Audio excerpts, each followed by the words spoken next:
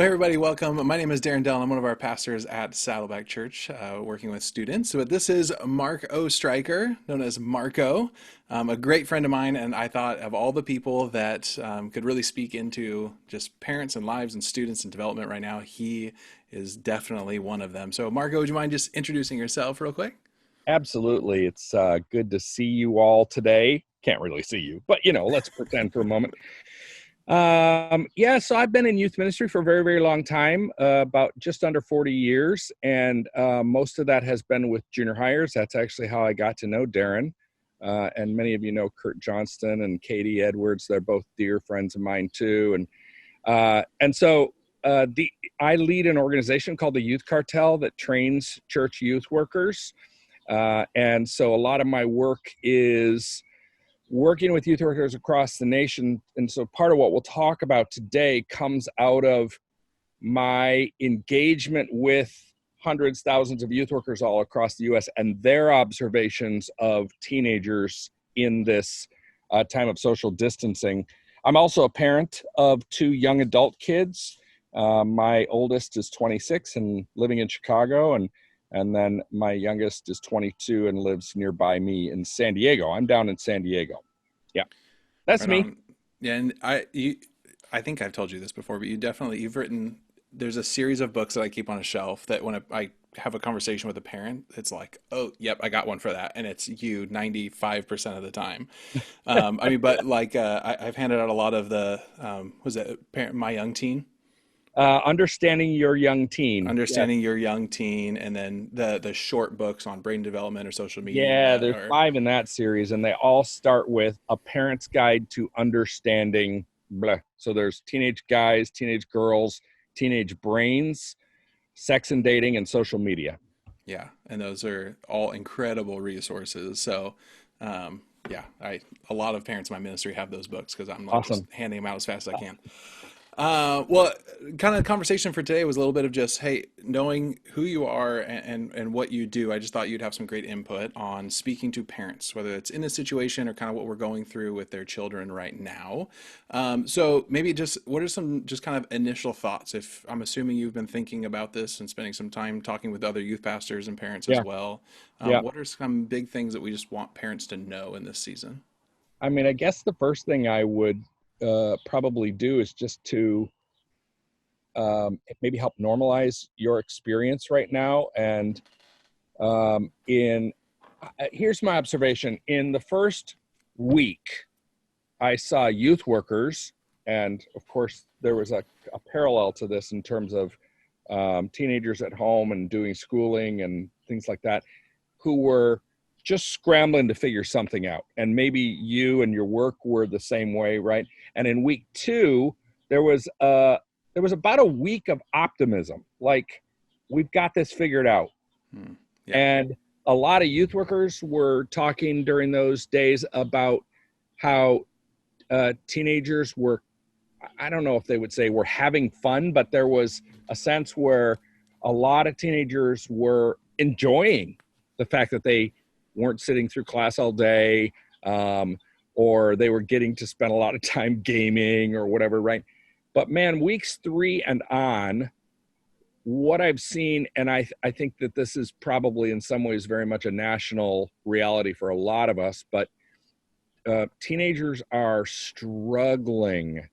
And I mean, if your kid might be part of a rare 10% of kids who are really thriving in this time, but the vast majority of teenagers they're worn out, they're feeling extremely isolated, they're feeling numb, they're lonely. I've talked to quite a few parents who said their kids seem depressed. Whether it's diagnosable or not is another thing, but they're feeling depressed. Youth workers have seen so many teenagers just not responding to anything, not logging on to Zoom groups of youth stuff, not responding to texts. And I think that's an indication of the fact that so many teenagers are they're stuck and kind of lost right now. I'm an 8th grade guys small group leader at my church, and one of my guys is pretty responsive, but all the rest of my guys are just not responding. And these are guys who Hmm. came to our life group every single week. And I've been their small group leader for more than a year and a half. And they're Wow. just, they're almost like gone. Now, I don't say this to depress us all. In fact, it's a roundabout encouragement that if you're noticing that your kid is really struggling and they seem kind of depressed or numb, that's really normal right now. Hmm. It's a time when kids are really, really struggling. And so many schools have fumbled around with what to do. And so many schools right now have actually gone to a pretty strict system of all day long Zoom meetings for classes. And teenagers they're sick of screens. They're just brain dead. Yeah.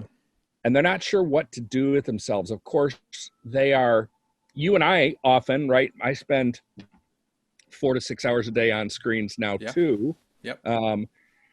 But as a 56-year-old, I have the self-awareness to be able to understand then what I need, right? If I'm feeling fried from that, I know that choices that I can make to find restoration, rejuvenation.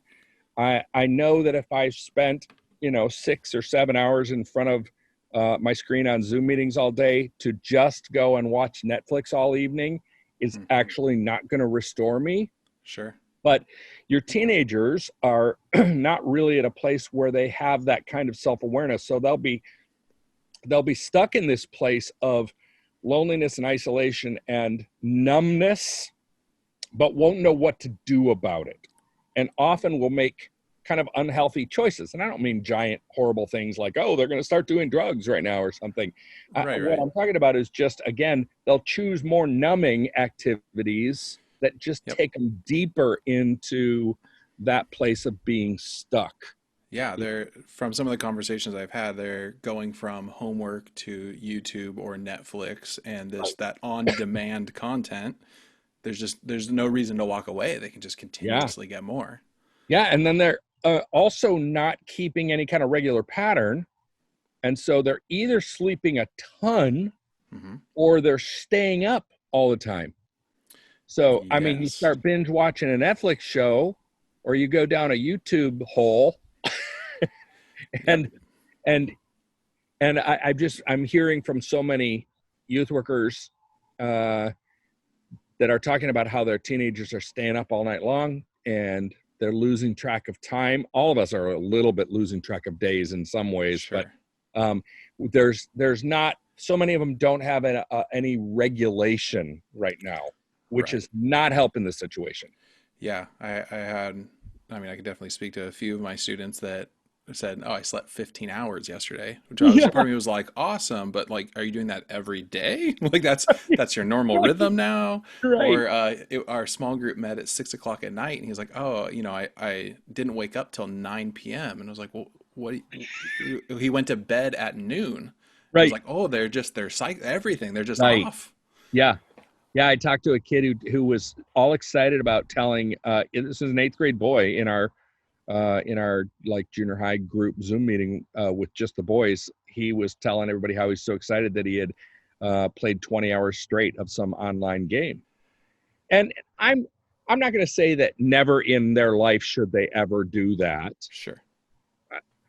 but it's not helpful self-regulation in this time when there are so many threats to mental, emotional, and spiritual health.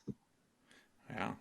Yeah. Okay, so let's move into then. So for a parent, how setting up some good boundaries, or are we Yeah. regulating? Like, Yeah. I mean, That's great. Yeah.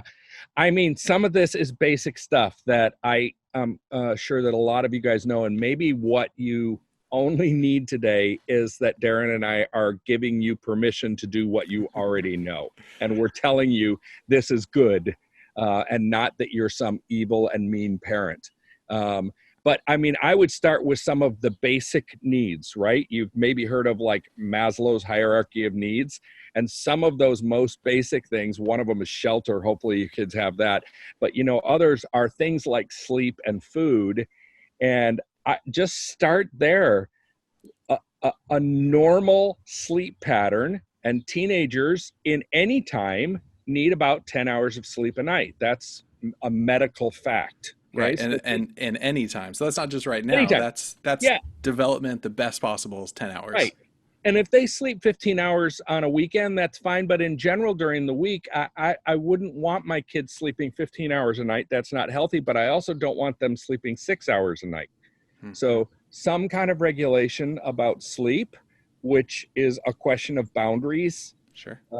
right? And encouragement as to why that is. Teenagers really benefit from understanding the reasoning behind the boundaries so that it doesn't just feel like you're being arbitrary.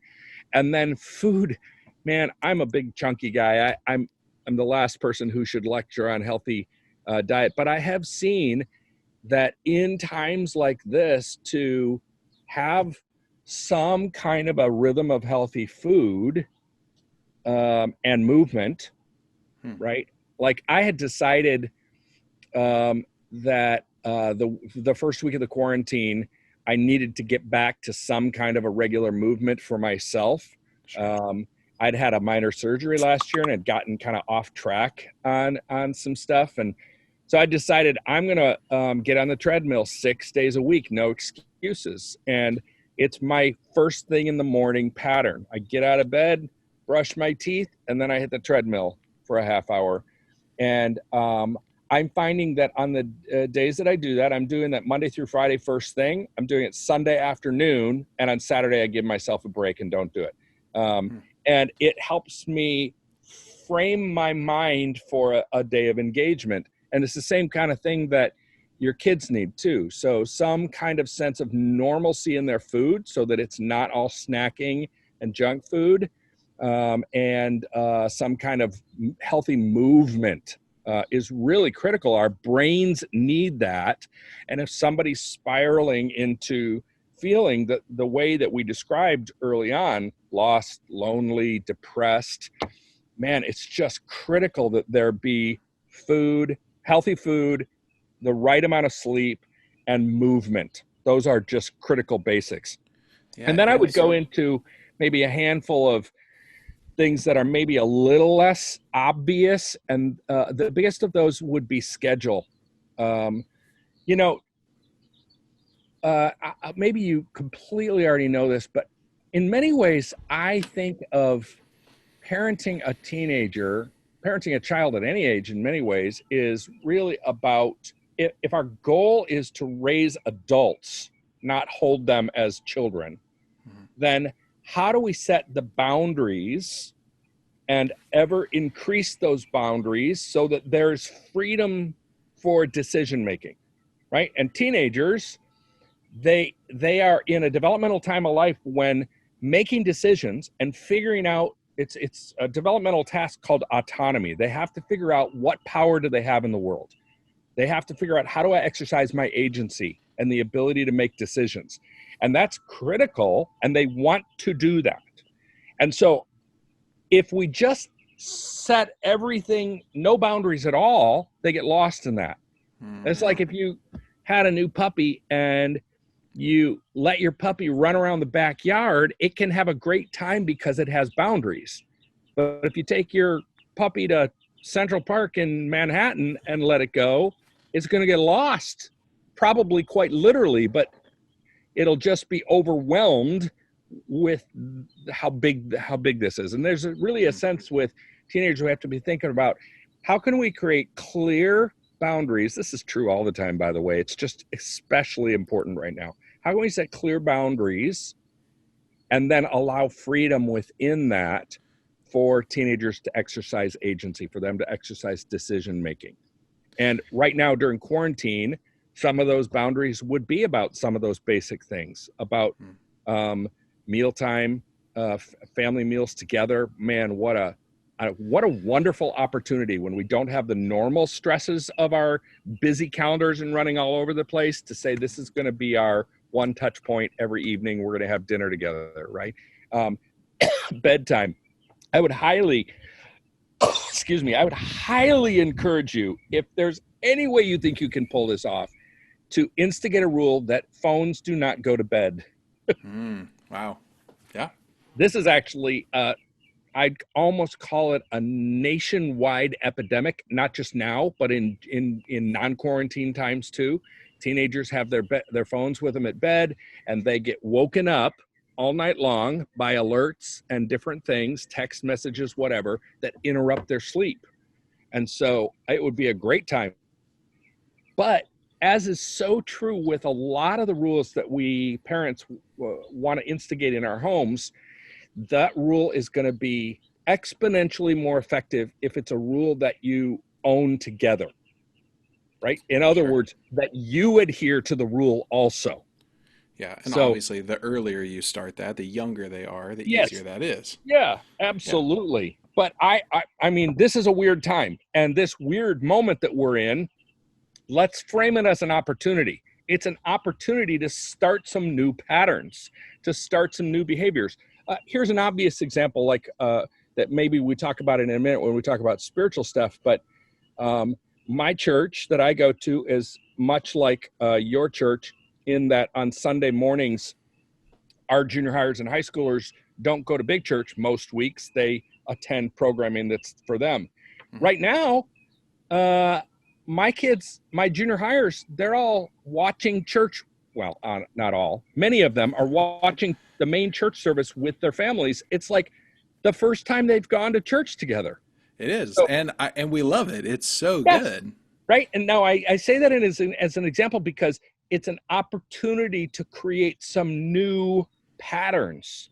Mm. And so even with some of these general boundaries, you might be able to find that there are some new patterns that you can get away with instigating now that you might be able to hold on to once we start returning to some normal stuff. So some kind of, and that's, when I say boundaries, that's a lot of things, but I also want to apply that to a schedule.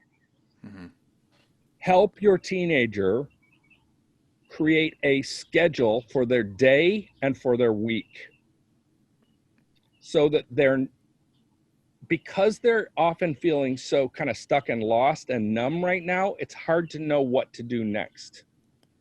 Yeah. But if there's a boundary, yes, between whatever it is, 8 a.m. and 3 p.m., there's school, and then maybe there's another, depending on the kid and the grade they're in or whatever, maybe there's another couple hours for homework.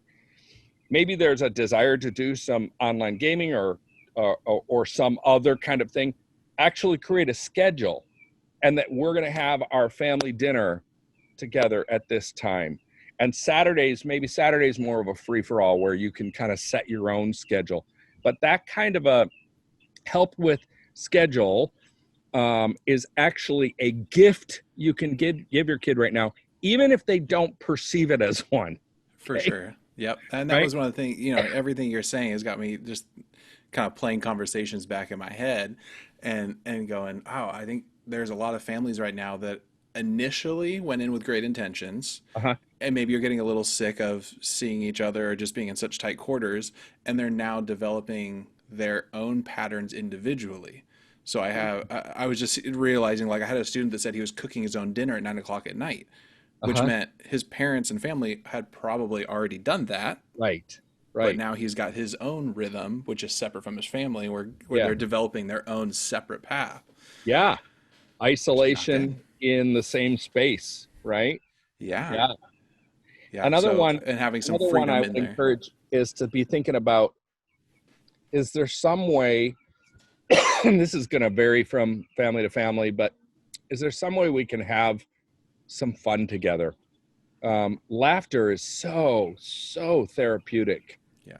Um, and I just know, even with my own kids, but I've observed this for decades in youth ministry, that having fun together and creating positive family memories, even in the midst of difficult times like this, boy, it carries you through a lot of other difficult times. My kids are 26 and 22, and neither of them are living at home at the moment. We have a weekly Sunday night family fun time right now. We weren't doing this before. This is brand new. Yeah. And we've instigated, we've done it 5 or so times in a row now. So Sunday nights at 6 p.m., we're getting onto a Zoom chat together, and we kind of get a little caught up. We often go around and share highs and lows of our week, almost like you would do in a life group. Sure. And then I share my screen, and we play a Jackbox game, which are some of you have heard of those, but they're fun little kind of online games that the users are involved via their phones. And so Are you we playing laugh. Drawful or Quiplash? Yeah, exactly. Okay. Right. Drawful and Quiplash exactly are 2 of our family favorites. Okay. And we just laugh and laugh together, and it's so healthy, and it's binding us together. Right. It's not only healthy for the individuals, but it's binding us together. And my kids have come to really look forward to that Sunday evening at 6 p.m. They're always there. And we've had a couple crises in our family in the last few weeks. And so we've had some additional ones just to process that stuff together and to talk things through. And that's the kind of thing that you can do. My kids, this is funny. My kids both expressed an interest in playing board games. We've not, Yeah? I mean, we played board games a lot when our kids were young, but we haven't played board games together in forever. And There's a lot of online board games that are coming I out. know, right? Yeah. So Yeah, you can play together even though you're across the country. It's incredible. totally. My wife found a website where you can play a whole arrangement of card games with people online. Everything from poker to pinochle, right? All Huh. these different card games where you're all playing together, but online. So there's lots of opportunities. I found an online battleship game that was totally free, and you Perfect. just set up your board and played, taking turns. Now, of course, most of you that we're talking to, you don't need an online thing because your kids are in the same space. But to actually have some fun together without it feeling like mandatory fun, right? Right. Right. So my kids are 1 and 3, and then we've kind of developed some new rhythms. So we're doing a Friday night movie night, which it wasn't something we did before. We don't watch a lot of TV, and now we're like, this is beautiful. We all sit down. We special night because we get to eat dinner in the living room, and we watch a Yeah, movie. And now Jed's looking forward to it all week, and we're going, well, when this is over, like this might be our new rhythm and our new yeah, it's normal, great. and even little things like. Our bed, we just moved rooms, so our bed's on the floor right now. And then our daughter, who's 1, can just figure out how to crawl on our bed. And it's like in the morning, she's just like crawling on the bed, and Jed's playing or wrestling. It's like, oh, it feels like a new normal, and Yeah, it's so good. yeah, It's something that we didn't do before because I was going to the gym at 6 in the morning. right. So, Yeah, and it maybe the one way to think about that is that you're developing traditions. mhm. And you might find after quarantine's over that some of those don't stick, but maybe some of them do, right? So, like in Yeah. your example, the morning time now almost ritual Mhm. of your kids coming in and your daughter climbing on you and it being a goofy time together, that's like become a little bit of a ritual. And maybe there's something of that can be carried over to beyond this, because maybe once everything's lifted, you're going to go back to early morning going to the gym, but maybe on Saturdays Right. she knows this is the morning I get to go jump in the bed and goof around, right? Mhm. So I mean, I think that's some of the question is, how can we develop some patterns and some rituals for a variety of things, whether it's our eating together, whether it's sharing how are you really doing. By the way, you're not going to get an honest answer from your kid if they're a teenager. By the way, you might get an honest answer from a 7-year-old. You're not going to get an honest answer from a teenager about how are you really doing unless you, adult parent, are willing to give an honest answer yourself, right? Mhm. And so think of those kinds of questions as less about trying to get information out of your kid and more about how can we equally be sharing these realities in our lives together. And that will draw them out more naturally to share rather than feeling like you're quizzing them or checking in on them in a way that's uncomfortable for them. If it's just them being asked to share, then it feels like a loss of agency, back to the idea that we talked about before, that you're just demanding things from them and that they're losing control. But if they can be seen as unequal, of course they're not really unequal in many ways, but then they're being treated like an adult, which is what they want to aspire toward, right? Yeah. So the other area I would say of that would be just a really healthy pattern to figure out how to fit into your schedule is how do we get outside? And, you know, maybe things will be changing here in the coming weeks. I know you crazy Orange County people already had a little run at the beaches. It depends on which news source you look at, apparently. Well, I definitely know Huntington Beach did, right? Yeah. At least for a day. I don't know if it's longer than that. You know, we've been trying, my wife and I have been trying to just get out like at least once a week. I think if I had young kids in the house, I would be doing this more often, but we'll drive to some ocean cliffs one day and walk along them at a safe distance from other people. Last weekend we drove up into the mountains east of us here in San Diego, and just the drive in the car was so restorative. I found a route through some roads that wouldn't be very populated, so it was beautiful. There's super bloom stuff going on, so tons of flowers all over. And then we found kind of an isolated spot and got out, went for just a 20-minute walk. But man, just being out in creation was so reorienting and rejuvenative, and our kids need that too. So yeah, if they're 6 and it's just run around the backyard, that's great. But even more, maybe there's some special things that you can do occasionally. And if your kids are teenagers, it's so easy for them right now to slip into lethargy and not moving at all.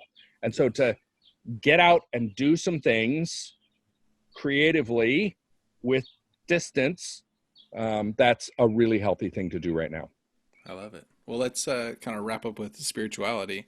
You talked about church and creating new rhythms, even with church. Yeah. So what are your thoughts, even, I mean, expanding on that? How are we encouraging our children? How are we pushing them to take some next steps, even serve me? I don't know. How are we doing some of those things maybe while we're at home?